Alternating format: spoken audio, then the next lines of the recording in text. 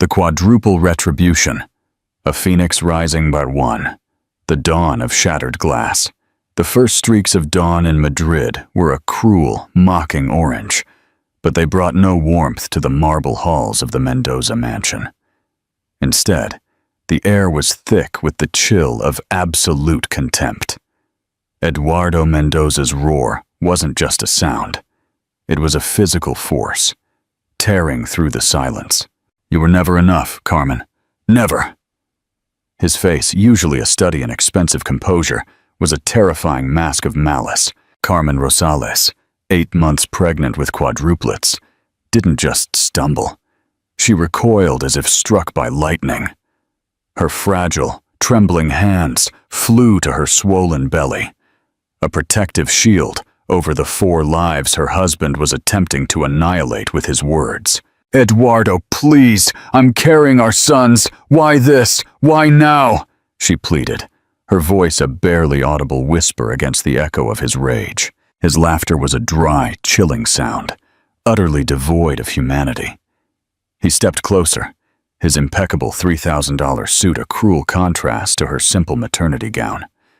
The expensive cologne she had bought him now mingled with an unfamiliar, sharp floral scent. Beatrice's scent. "Why?" he repeated, venom dripping from every syllable. "Because I found someone who is my equal, someone who doesn't embarrass me at board meetings, someone who isn't some shamefully provincial girl from an insignificant village, someone who knows how to behave in high society. 7 years of her life, 5 years of marriage, 4 children in utero, all crumbling like dust." The doorbell rang, a sharp, intrusive chime. Eduardo smiled, a truly wicked, predatory smile, before walking to the door. He flung it open to reveal Beatriz Valverde. Tall, blonde, flawlessly made up despite the hour, draped in a designer dress that screamed new money and zero empathy. Carmen instantly recognized the new executive, the one Eduardo had personally hired, and the one Carmen had foolishly tried to warn him about. "Beatrice," Eduardo greeted her with a warmth Carmen hadn't seen in years. "Come in. My wife was just gathering her paltry belongings." Carmen felt a sickening lurch. Gathering her things? Where was she supposed to go, in her condition, at 5 a.m.? "Eduardo, you can't throw me out like this. The doctor said the delivery could be any moment. Our children—" "Your children," he corrected with icy finality. "And no, I can't legally throw you out, but I can make your life such a hell that you'll prefer to leave of your own free will." Beatrice glided into the room. She was holding a set of keys, the silver gleam of the engraved EM unmistakable. They were her house keys. "Don't worry, darling," Beatrice purred, her voice dripping with mock sweetness. "I'll take excellent care of your husband. Much better than you, obviously." As she spoke, she walked past a pedestal holding Carmen's favorite wedding portrait, the one taken in Valdeflores. Eduardo, without breaking eye contact with Carmen, reached out and casually shoved the pedestal over. The heavy crystal vase and the framed photograph hit the marble floor, the glass shattering with a deafening, final sound. The sound of their life together breaking. Carmen gasped, a genuine whimper of pain escaping her as a sharp contraction seized her. But the physical pain was nothing compared to the emotional agony. "I loved you," she whispered, her voice shaking but firm. "I gave up my career for you. I supported every move you made." "Why?" Eduardo sighed, exasperated, as if she were a child throwing a tantrum. "Because that is the problem, Carmen. You bore me. Your devotion, your unconditional love, your self-sacrifice, it's pathetic. You're a lapdog that always comes back, no matter how many times you're kicked."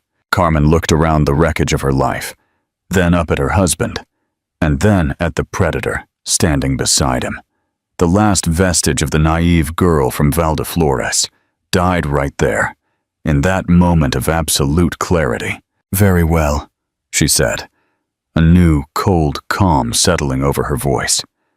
"I will go. But remember this moment, Eduardo. Remember it well. Because one day, when you least expect it, I will return. And then you will understand the mistake you have made." Eduardo roared with derisive laughter. "A threat? Please, Carmen. Without me, you are nothing. What will you do? Go back to your hick town and live with your grandmother? Sell homemade cakes? Don't make me laugh." Carmen ignored the sting, collected a small emergency bag, and walked toward the door. As she reached for the handle, Eduardo called out one last time. "It could have been different if you had just been more. But you were never enough. Remember that." Carmen stepped out into the chilly Madrid dawn, leaving her shattered past behind. The taxi was waiting. Part 2. The crossroads of Sanctuary. The cab driver loaded her small, modest suitcase into the trunk, then turned to her, waiting. "Adonde, señora?" the cab driver asked kindly. Carmen hesitated. The immediate shock was wearing off, replaced by a cold, searing resolve. She had two paths. The first was to seek the familiar pity and help of her best friend, Elena, who lived in a neighboring upscale apartment building. The second was the long journey back to the only true sanctuary she knew, the humble yet fiercely proud village of Valdeflores and her grandmother Esperanza. Carmen's broken heart needs a place to heal and forge the steel required for her comeback. Where should she go? A. Choose the quick fix. Head to her friend Elena's apartment in the city. She'll get immediate help, but be constantly reminded of the world she failed in. B. Choose the long road. Head to the bus station for Valdeflores. A 3-hour journey toward true roots, silent strength, and isolation from pity. Assume option B. Valdeflores is chosen, honoring the original story's narrative strength. "To the bus station, please," Carmen finally responded, her voice down to steady. As the taxi pulled away, Carmen felt a metamorphosis begin. It wasn't just the movement of her 4 sons within her. It was a fundamental shift in her soul. She was not the abandoned wife. She was the mother of 4, and she would rise. The journey to Valdeflores was a blur of contractions, tears, and planning. When she finally stumbled off the bus, the pure, high mountain air of the village was a physical balm. She was met by her grandmother, Esperanza, a woman as small as a sparrow, but with the indomitable strength of granite. "Abuela," Carmen whispered, and the word broke, releasing the torrent of tears she had held back since the shattering of the photo frame. Esperanza hugged her, a silent, all-encompassing embrace that needed no words. That night, in her childhood room, Carmen poured out the story, the words laced with the venom of Eduardo's final judgment. He said I was never enough, that my humble origins and provincial mindset would never fit into his world.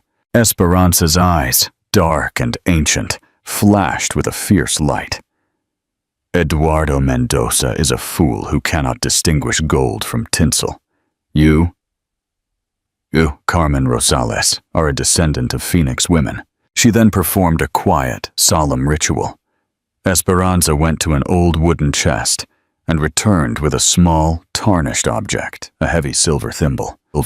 "This thimble belonged to your great-grandmother Pilar," Esperanza said, placing the cool metal in Carmen's palm. "She used it to sew uniforms to feed 6 children during the Civil War. It is the tool that built our survival. We are women who build, Carmen. We are burned, reduced to ash, but we always, always rise." The silver thimble, small and solid, became Carmen's totem. The birth of the quadruplets, Rafael, Alejandro, Martín, and Gabriel, was a premature struggle. But they arrived with an astonishing vitality. As Carmen held them, one by one, she found an unexpected gift, the continuation of her private health insurance. Eduardo, in his arrogance, hadn't bothered to cancel the complex corporate plan. His indifference was her first lifeline. Her mind, now sharp and focused, registered the detail. His oversight is my strength. 3 months later, the insurance had run out. But Carmen was not relying on charity. One evening, preparing the Brazilian sweets known as brigadeiros, a recipe Esperanza learned from a neighbor decades ago, the idea crystallized. You could sell these. Lucia, the nurse and friend, suggested, having stopped by to check on the babies. That night, armed with the silver thimble, the stories of her ancestors, and the fierce love for her 4 sons, Carmen began her first business plan on a napkin. Part 3. The empire's cornerstone, Carmen's Dulces Rosales, was born in the small kitchen, fueled by fragmented sleep and relentless determination. She didn't just sell sweets, she sold legacy. Her signature product, the brigadeiros, were presented with a small card bearing the 4 promises, a silent tribute to her sons: quality, heritage, resilience, and legacy. Her meticulousness, the very provincial mindset Eduardo had ridiculed, was her superpower. She monitored expenses like a hawk and reinvested out every single euro. Her rise was accelerated by the formidable mentorship of Mercedes Lozano, the retired director of Spain's most prestigious business consultancy. Mercedes was a fire of relentless strategy, forcing Carmen to study corporate law and market analysis in the brief moments her children slept. "You have a natural gift, Carmen," Mercedes barked one day, reviewing the balance sheet. "But business is war, and you need armor. You are building not just a company, but a dynasty." Within 5 years, Dulces Rosales was not just a regional success. It was a gourmet empire, with expanding real estate holdings, thanks to Carmen's uncanny eye for emerging markets. She had forged the dynasty Mercedes spoke of. Then, the storm. A massive offer arrived from Grupo Alimentación Ibérica, a corporate giant notorious for hostile takeovers. 7 million euros for Dulces Rosales. Mercedes leaned forward in the new office they'd established in the renovated granary. 7 million, Carmen. It's a life-changing amount. You could secure your son's future 1,000 times over. You could buy your own mansion in Madrid. The number shimmered. It was freedom, security, peace. But it also meant surrendering the very thing she had built from ash. The corporate giant is pressuring Carmen. What should her move be? A. The smart money. Accept the 7 million. Sell the company. Invest the capital. And become an unstoppable, untouchable silent force, making her revenge financial and discreet. B. The Phoenix's stand. Refuse and confront. Protect her legacy brand and her family's name, declaring war on the corporate giant to demonstrate her unshakable will. Assume option B. The Phoenix's stand is chosen, setting up the direct confrontation for the climax. Carmen looked out the window at her 4 boys playing happily in the garden with their great-grandmother. "Eduardo said I didn't understand business," she told Mercedes. "He was wrong. A queen does not sell her crown." Her refusal was a declaration of war. Sabotage attempts followed, broken contracts, distribution nightmares, and nasty rumors. "It's time," Carmen declared to Mercedes one morning. "They want war? They'll get war. We're going to Madrid. It's time to take Dulces Rosales to the capital." Mercedes smiled, a genuine, calculating smile. "Madrid is no longer the place where you were humiliated, my dear. It is merely the next battlefield." Part 4. The final verdict, 7 years. The glass and steel penthouse office in the Torre Empresarial Castellana offered Carmen Rosales a breathtaking panoramic view of Madrid. At 30, she was the CEO of Grupo Rosales, a conglomerate valued at over 100 million euros. The transformation was complete. On her desk, A small crystal bowl held a few perfect brigadeiros, a constant reminder of the kitchen where it all began. The intercom buzzed. "Ms. Rosales, a gentleman at reception insists on seeing you. He says it's urgent, and that he knows you personally." He identified himself as Eduardo Mendoza. Carmen felt no surge of anger, only a cold, clinical sense of closure. She ensured her 4 sons, now 7 years old, and innocently waiting for their movie Friday, were safely with her assistant before giving the all-clear. The door opened, and Eduardo entered. The man was a ghost.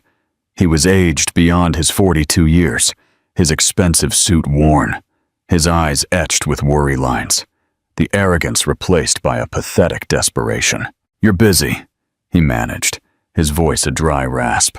"I have 3 minutes before I meet my children," Carmen replied, her voice the smooth, professional cadence of steel. "What brings you here after 7 years of silence?" He seemed to physically shrink as his eyes scanned the office, the clean lines, the view, the sheer, undeniable magnitude of her success.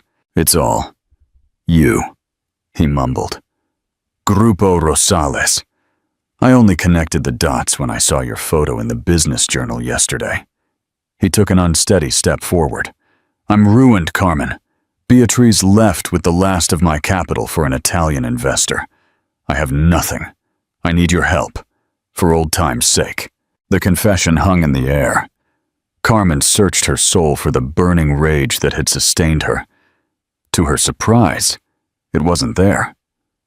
Only a quiet, profound pity. "Old time's sake, Eduardo," she echoed, her voice cutting like a scalpel. "Are you referring to the time you threw your 8 months pregnant wife into the street? Or when you signed away your rights to your 4 sons just to avoid child support? Which old times are we speaking of?" He recoiled. They don't know I exist?" "No," Carmen stated simply. "They are brilliant, happy, compassionate children who have never known their father.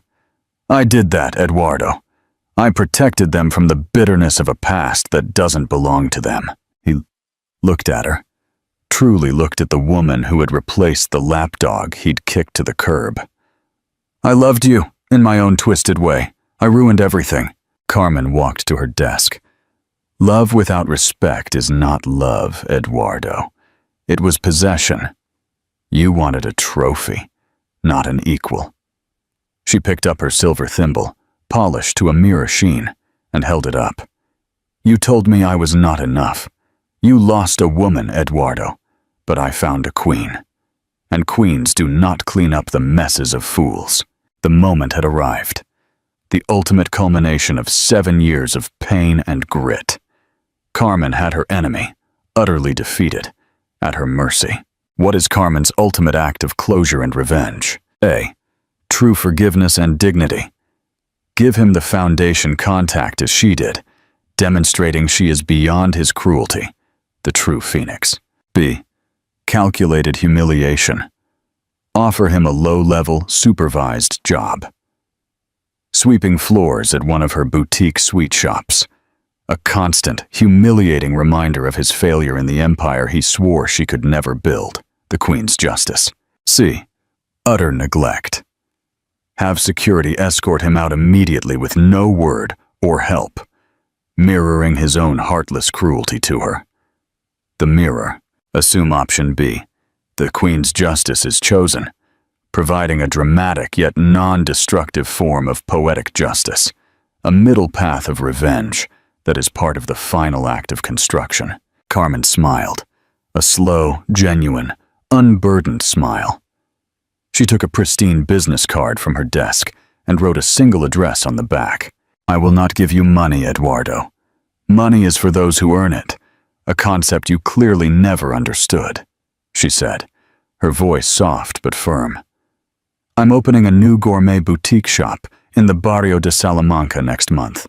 I need a night manager, someone to clean, stock, and close up. It's an entry-level position with a fair wage." She handed him the card. His hand trembled as he took it. "Why?" he whispered. "Why this?" "Because you said I would go back to my village and sell homemade cakes," Carmen stated, her eyes flashing with triumphant light. "Now, you will work for the company that those homemade cakes built. You will clean the floors of the empire you declared I was never worthy to be a part of. It is a chance to rebuild your life with dignity, to witness what a provincial mind can achieve. Take it, or don't. But do not ever attempt to contact my sons. That door is closed forever." When Eduardo left, shoulders slumped, defeated not by a fist, but by an overwhelming vision of success, Carmen felt a lightness she hadn't known since she was a girl. She walked out to meet her children. As she embraced Rafael, Alejandro, Martín, and Gabriel under the glowing lights of Madrid, Carmen Rosales knew the true victory. It wasn't the millions, or the empire, or the broken man she left behind. The true victory was transforming abandonment into independence, humiliation into dignity, and pain into the unstoppable force that built a brilliant future for her sons. And that, she reflected, was the sweetest revenge of all. The Quadruple Retribution, Part 5. The Legacy and the Final Choice. Call to action. After that epic confrontation, how is Carmen managing her massive empire and her 4 sons? Hit like and subscribe to see the final meaningful chapter of her journey. Part 5. The Legacy and the Final Choice. The acceptance of poetic justice. The decision to offer Eduardo a job was not an act of mercy, but an act of absolute finality. Carmen had chosen the path that ensured her victory was not only absolute, but also self-sustaining.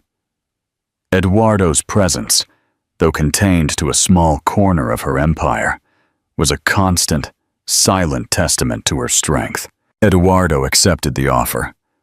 The sight of the once arrogant CEO in a simple uniform, diligently stocking gourmet chocolates and sweeping the floors of the elegant Dulces Rosales boutique, quickly became a hushed legend among the city's business elite who frequented the area.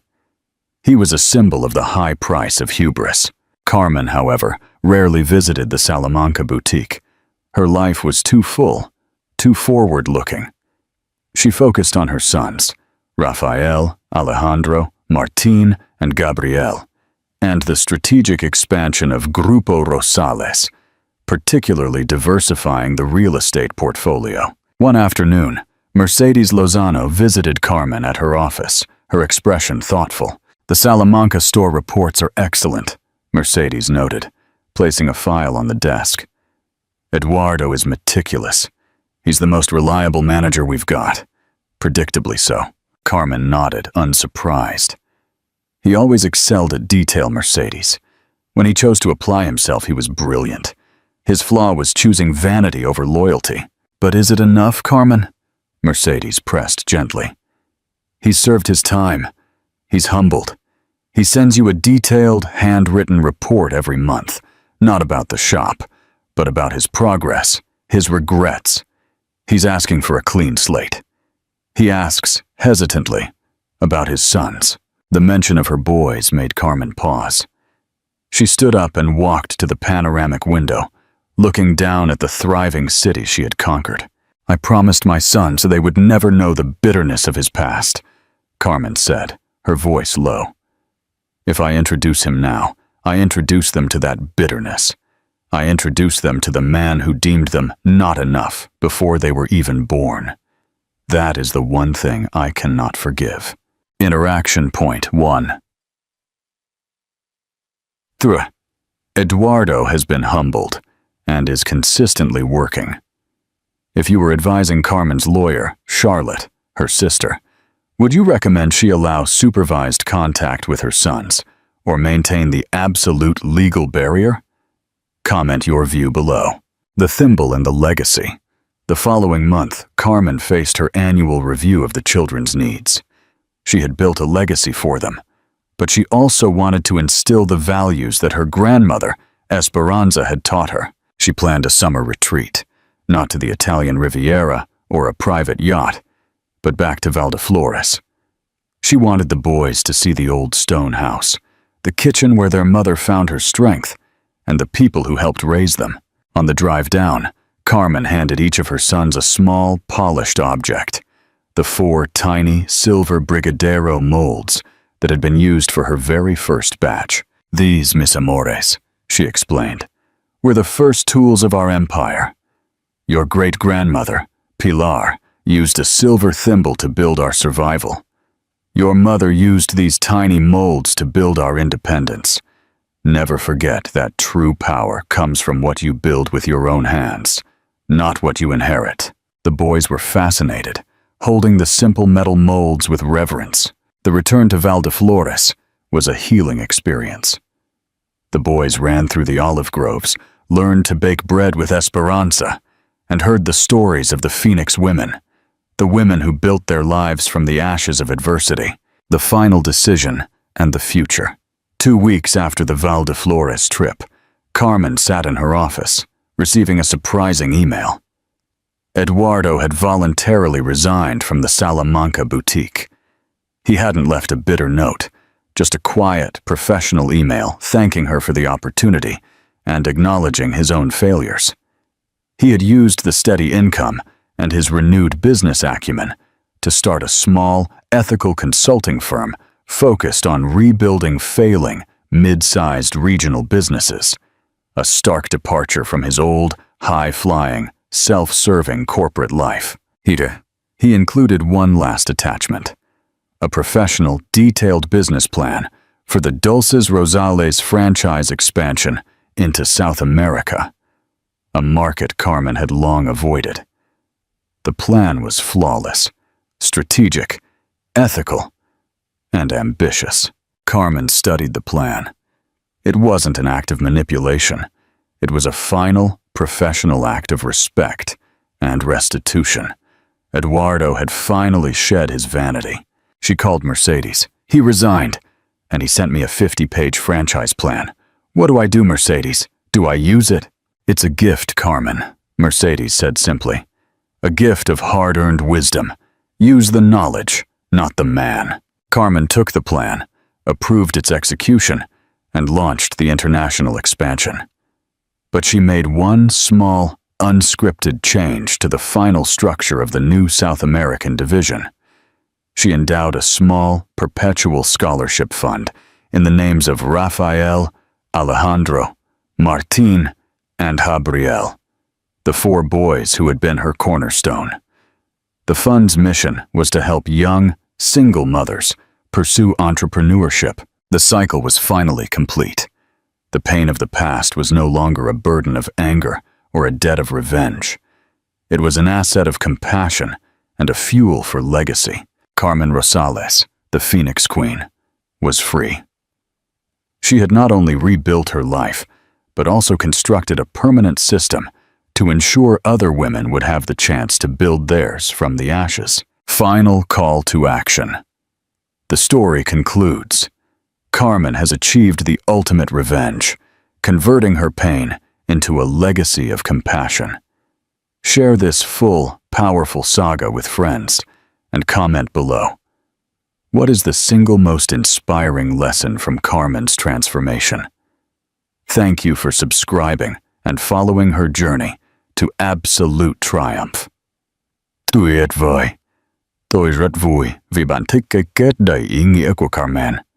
Mặc dù câu chuyện đã có một kết thúc trọn vẹn, đúng theo tinh thần phục thù bằng thành công, tôi vẫn sẽ tiếp tục mở rộng câu chuyện theo yêu cầu của bạn. Tập trung vào di sản lâu dài của Carmen và cách các con trai cô tiếp nối câu chuyện này. The Quadruple Retribution. Part 6. The Inheritance of Integrity. Call to action. The sons of the Phoenix are growing up. What values will they inherit? Like this video and subscribe to see the final generational chapter of Carmen's magnificent saga. Part 6. The Inheritance of Integrity. A decade of peace. 15 years passed in a blur of prosperity and quiet dignity.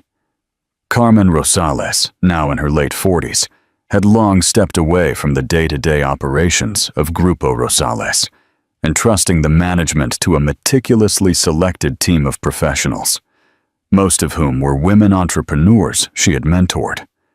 Her life was a portrait of balance, strategic board meetings, philanthropic work through the Rafael, Alejandro, Martín, and Gabriel Scholarship Fund, and, most importantly, family. Her 4 sons were now young men, navigating their final years of university. They were a testament to the foundation she had built, confident, empathetic, and remarkably well-grounded, thanks to the unwavering presence of their mother and great-grandmother, Esperanza, who had passed away peacefully at the age of 105, leaving behind a legacy of strength and the silver thimble. The boys knew the story of their mother's journey, not the hateful version, but the one framed by resilience. They knew their origins were in a small kitchen, not a grand mansion, and that their wealth was built on hard work and honesty, not inheritance or deception. The unexpected artifact one semester, Alejandro, the most thoughtful and observant of the quadruplets, mirroring his mother's meticulous nature, interned at a major corporate archives firm in Madrid. While cataloging a collection of documents from a failed high-profile company, Eduardo's former firm, he came across a small, sealed file marked Mendoza Personal. Driven by a curiosity he couldn't name, Alejandro opened it. Inside, he didn't find financial secrets or scandalous emails.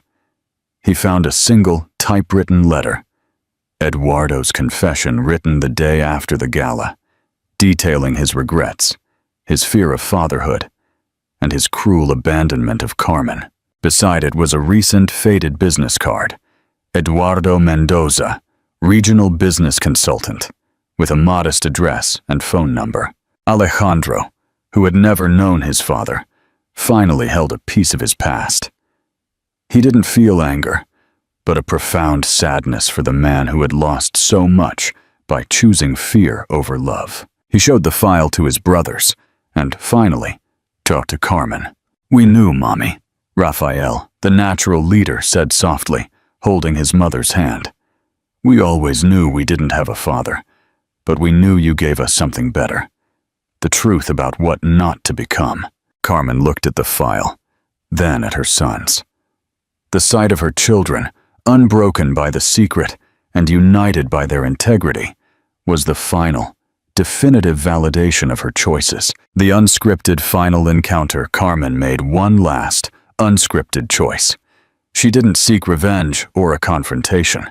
She simply left a message for Eduardo at the modest consulting office he now ran. They met at a quiet, neutral cafe near the original Salamanca boutique, the one he had managed and swept clean years ago. Eduardo was older, certainly, but no longer haunted. He was a man who had made peace with his consequences. "Alejandro found your letter," Carmen stated, placing a cup of coffee in front of him. Eduardo paled, the old fear returning momentarily. I hope it didn't hurt them. I wrote it for myself, Carmen, as a reckoning." "It didn't hurt them," Carmen assured him. "It solidified them. They understood the price of fear." She reached into her bag and handed him a simple and elegant box tied with a gold ribbon, the signature packaging of Dulces Rosales. "This is not a bribe, nor a test," Carmen said. "It's a gift. My sons have decided to offer their first major consulting project to your firm, a pro bono initiative to help struggling local businesses. They want to test the strength of your new foundation." Eduardo opened the box. Inside was a single, perfect brigadeiro and a note, written in the clear, firm handwriting of his 4 sons. "We do not judge the man you were, but we support the man you have become. Integrity is the greatest inheritance." Tears welled up in Eduardo's eyes. He hadn't received money or forgiveness, but the ultimate prize: respect from the children he had once rejected. Carmen stood to leave. "Our story is complete, Eduardo. You made your choice. I made mine. Now, our sons choose to build a new one." Eduardo watched her walk away, not as the vengeful queen, but as the serene matriarch of an empire built on the very values he had scorned. The legacy of the Phoenix, Carmen. Rosales retired fully, leaving Grupo Rosales in the hands of the ethical management team she had cultivated. The company continued to thrive, but its greatest product remained its ethos. Her final gift to the world was the transformation of the old stone house in Valdeflores into the Phoenix Foundation, a global hub for women entrepreneurs built on the principles of the four promises: quality, heritage, resilience, and legacy. Carmen, the woman who was told she was never enough, had built an enduring legacy, ensuring that every woman who came after her would have the tools and the courage to write her own long, magnificent, and unshortened story. Final call to action. What an ending. Carmen's sons carry on the legacy of integrity. Share this full, inspiring saga to remind the world that true success is measured by the values we pass on. Comment below with your favorite moment from Carmen's transformation, and thank you for subscribing to our channel. Tuyet voi.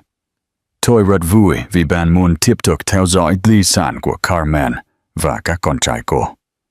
Mặc dù câu chuyện đã kết thúc một cách trọn vẹn, tôi sẽ tạo ra một phần kết mang tính tổng kết và vượt thời gian để tôn vinh sự bền vững của di sản mà cô đã xây dựng.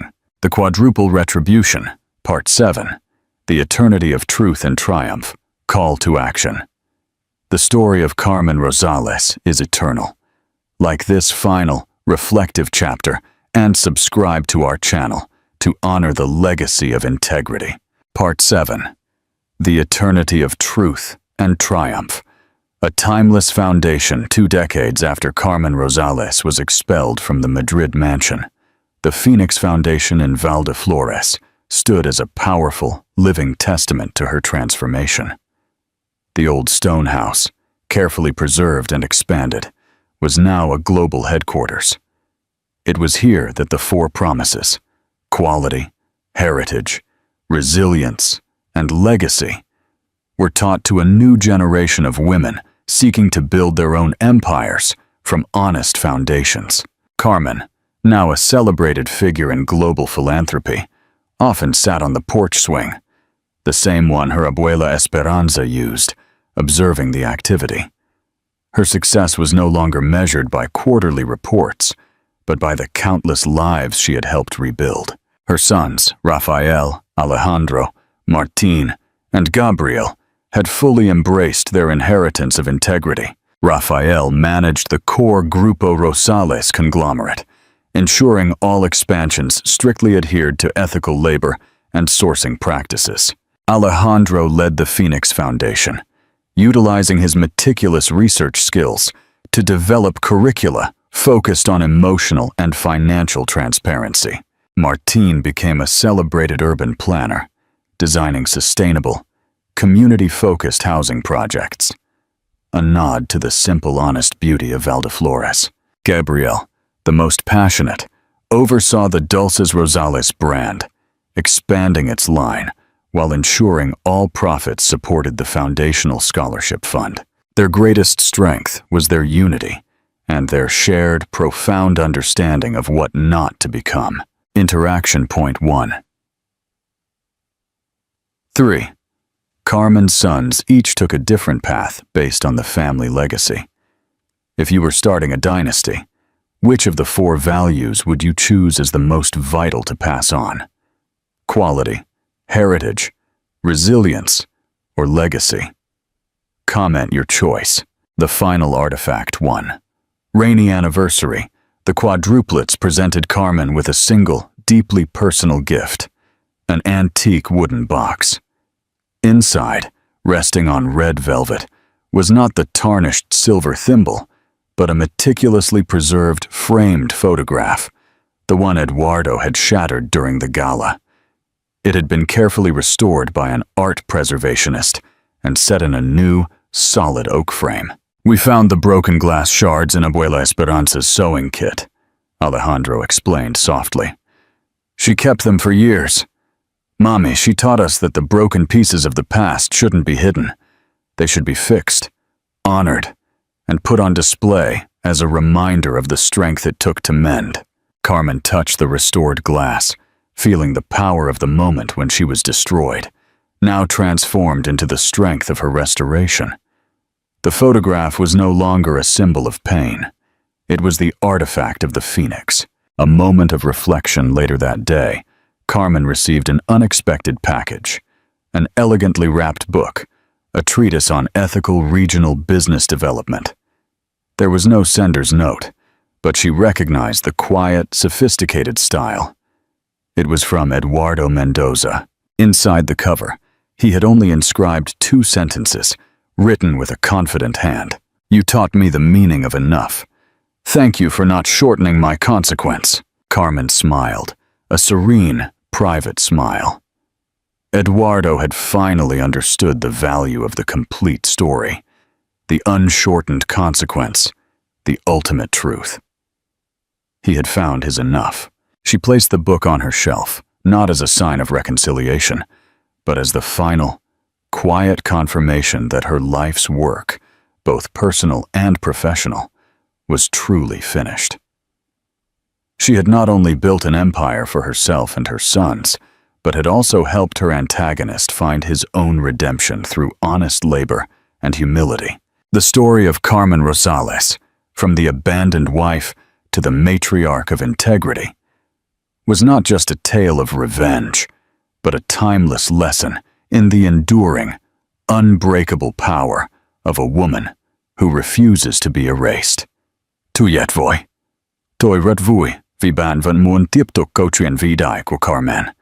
Mặc dù chúng ta đã đi đến phần kết mang tính biểu tượng và vượt thời gian, tôi sẽ tạo ra một phần cuối cùng, mang tính chất hồi tưởng và đúc kết triết lý sống của Carmen, đảm bảo rằng câu chuyện không bị rút ngắn và vẫn giữ được sức hấp dẫn. The Quadruple Retribution. Part 8. The Eternal Memory. Call to Action. This final, reflective chapter reveals Carmen's ultimate philosophy. Like this video and subscribe to our channel to receive wisdom from the matriarch of integrity. Part 8.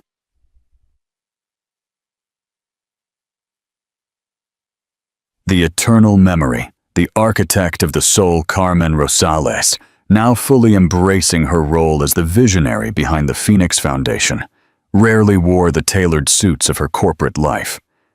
Her preferred uniform was simple, elegant attire, clothing that reflected the quiet confidence of a woman who had nothing left to prove. She often spent her mornings in the Foundation's main hall, which housed an exhibit dedicated to the artifacts of integrity.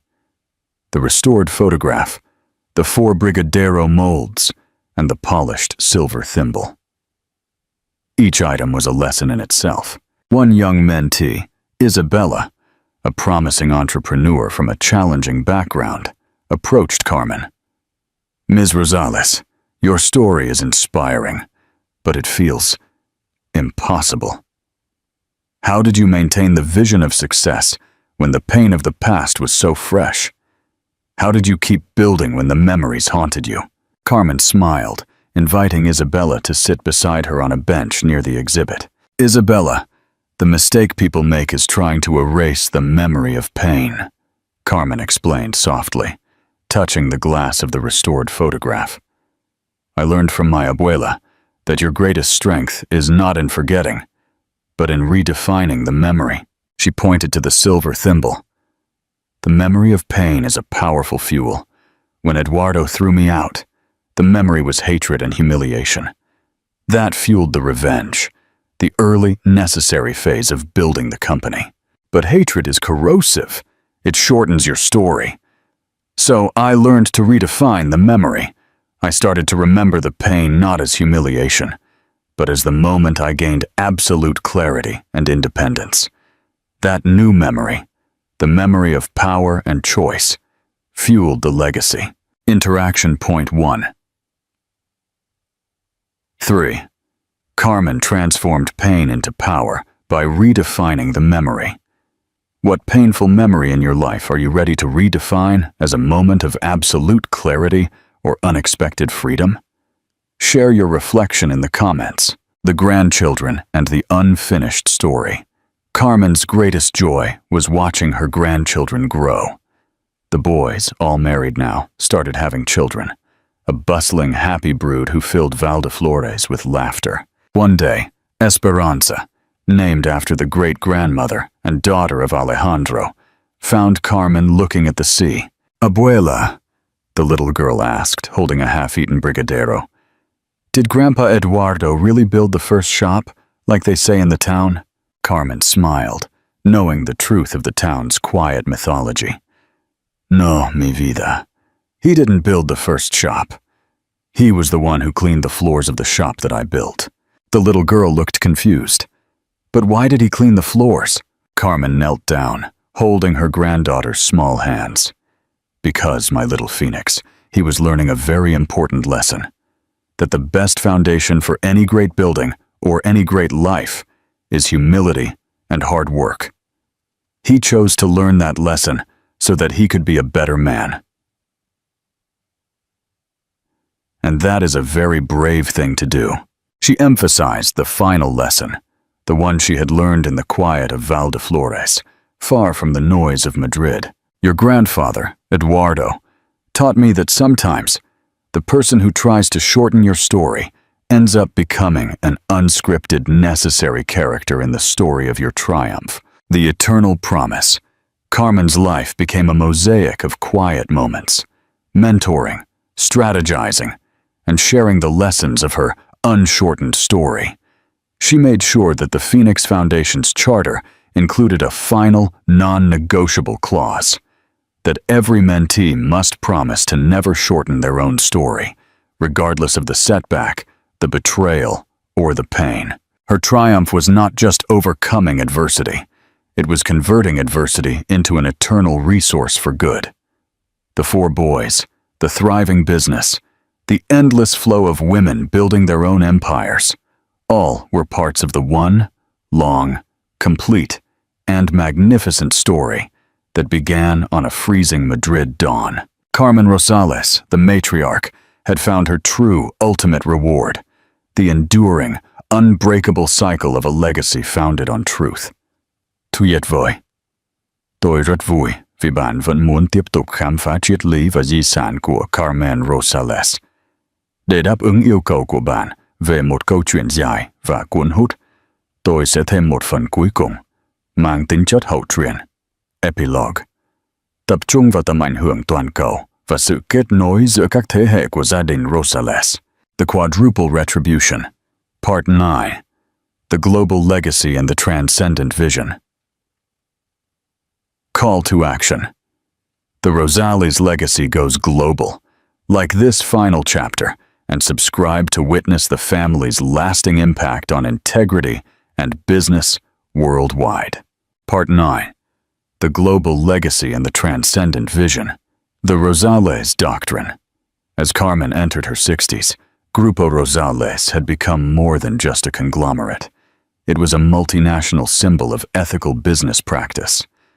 The Rosales Doctrine, the business philosophy distilled from Carmen's life, was taught in universities, emphasizing that emotional intelligence, its I, and integrity sa were the most valuable forms of capital, EI plus YTOR.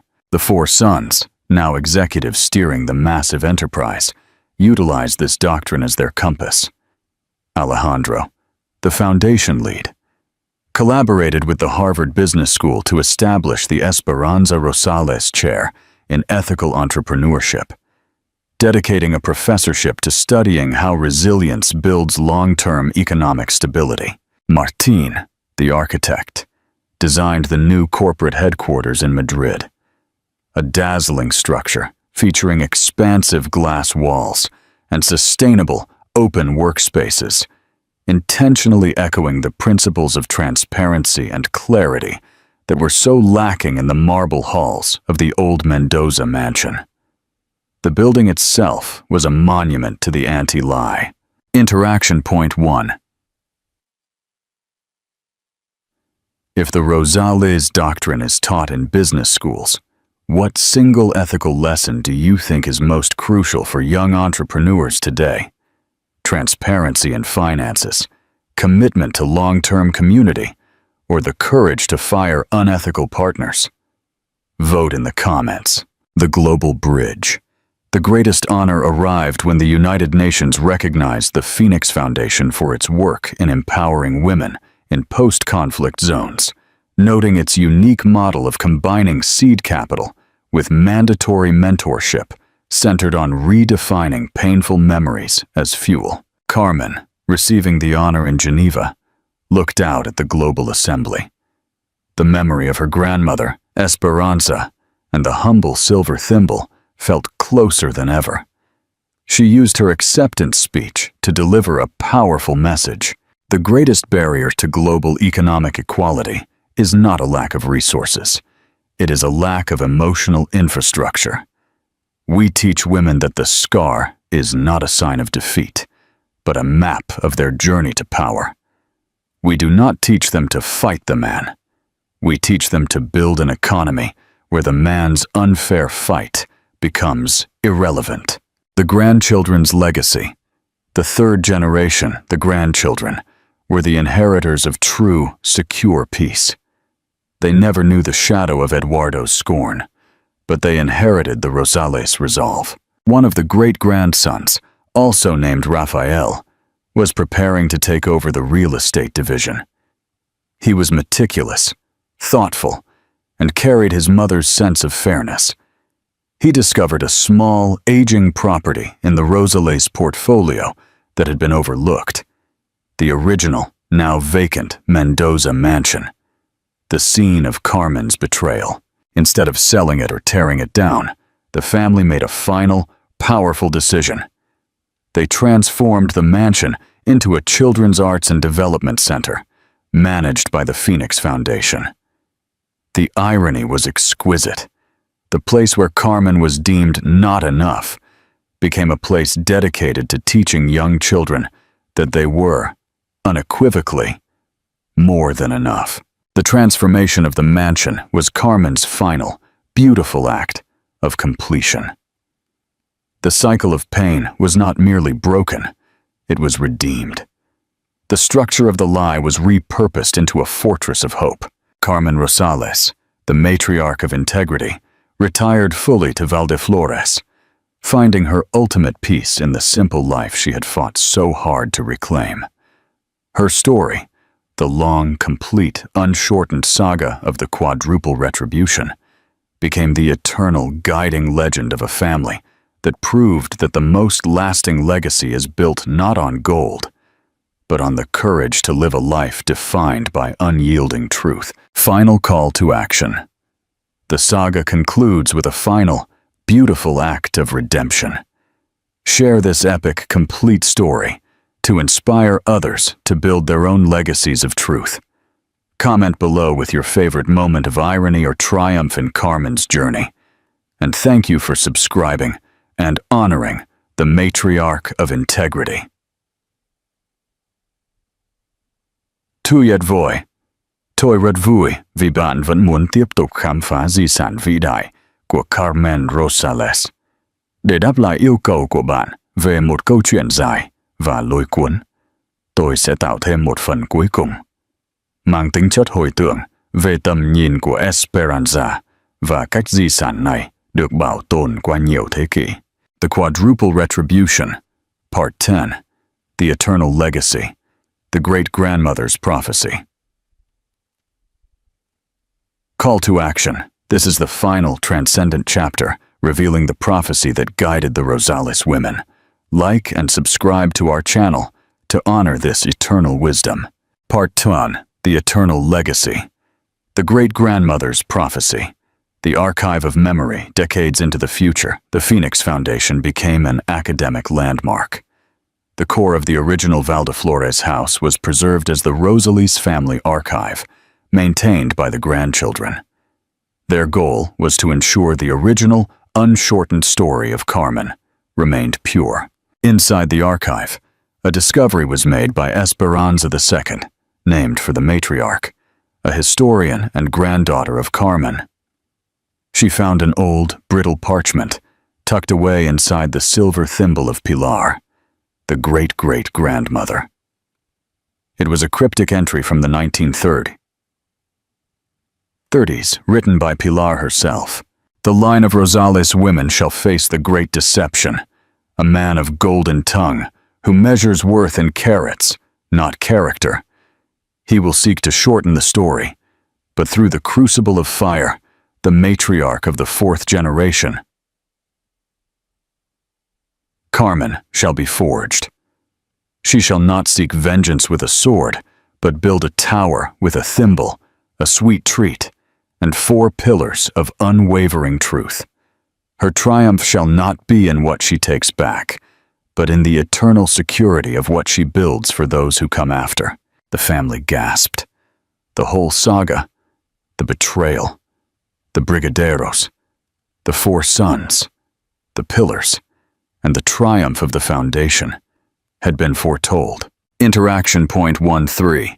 The prophecy guided Carmen's actions.